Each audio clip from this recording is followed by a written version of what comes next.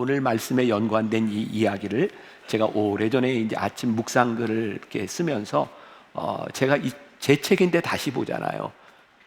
너무 좋아서 이 글을 하나 읽어드리면서 말씀과 좀 연결을 좀 해보려고 합니다. 길지 않으니까 한번 들어보세요. 길지 않은 목회의 여정 가운데 떠오르는 해결하지 못한 부담감이 있습니다. 저는 젊은 시절 목회를 하며 특히 정의에 대한 생각을 많이 했습니다. 완전할 수 없어도 그렇게 살려고 노력했습니다. 군목 시절 저에게는 참 많은 열정이 있었고 열심히 사역하다 보니 지휘관이 저를 많이 신뢰해 주었습니다. 그래서 일주일에 1시간 정도 아무도 없는 자리에서 지휘관과 독대하는 시간을 가졌습니다. 그 시간을 통해 부대에 대한 이런저런 이야기를 나누었습니다. 그러던 어느 날 저를 분노하게 하는 일이 일어났습니다.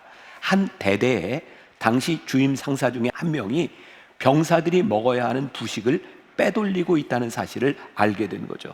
당연히 저는 지휘관과 독대한 자리에서 그 일을 보고하게 되었고 그 사람은 보직 해임이 되었습니다.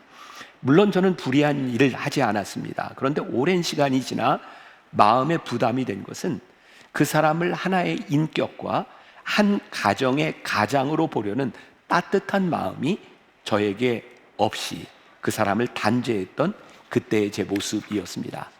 또 하나의 기억은 1년간 대전통합병원에서 군목으로 근무할 때였습니다. 갑자기 잘 아는 권사님 한 분이 많은 선물을 싸가지고 저를 찾아오셨습니다. 이유인즉 아들이 지금 이 병원에 입원해 있는데 군의관에게 잘 부탁해서 좀 더 병원에 있도록 해달라는 것이었습니다.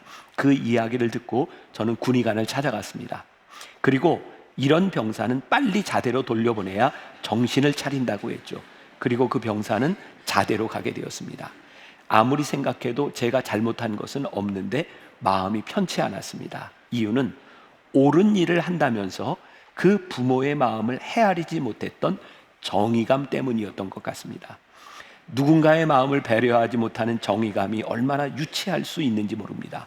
하나님의 마음을 상실한 정의로운 일들이 그렇게 정의롭지만은 않을 수 있는 것 같습니다. 아마도 옳은 일을 행하고도 마음이 편치 않는 이유는 내 마음대로 행한 일이기 때문은 아닐까요? 우리가 정의로운 일을 행하고도 왠지 마음이 편치 않을 때 우리 속에 하나님의 마음이 있는지를 한 번쯤 생각해 보면 좋겠습니다.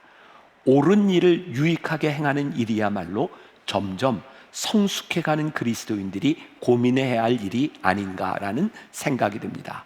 다른 사람의 마음을 아프게 하는 일들이 많이 없어졌으면 좋겠습니다.